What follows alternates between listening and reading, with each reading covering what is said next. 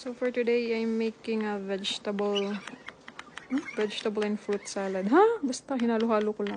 So ingredients niya kung ano yung mga malapit na mabulok sa ref yan, like carrots.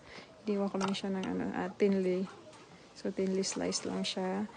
And then yan, apple. Diba? Ang nice pag ganyan kakabilis maghiwa. Pero naka times 2 and 3 yung video. So, diba? Feeling chef ako dyan. Ano ko dyan? Hiwa-hiwa ko lang din yung apple ng kahit anong hiwa. Bahala na kung anong maisipan ko.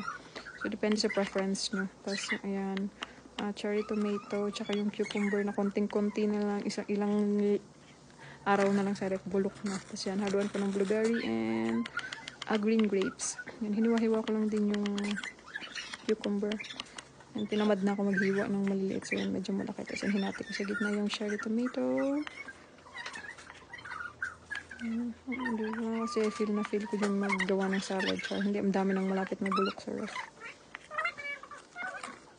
Kasi nilagyan ko lang ng grapes. Dahil tinamad na akong hatiin siya sa gitna. Yun. Buo na lang, palakasan na lang guardian angel pag nabulunan ka. Char. Tapos, yan. Nilagyan ko na siya ng salad ranch, which is a cucumber ranch. Healthy living yun. Tapos mamaya mag-milk tea ako. Okay, yan lang. Bye. Ano ang sarap. Healthy living, milk tea later.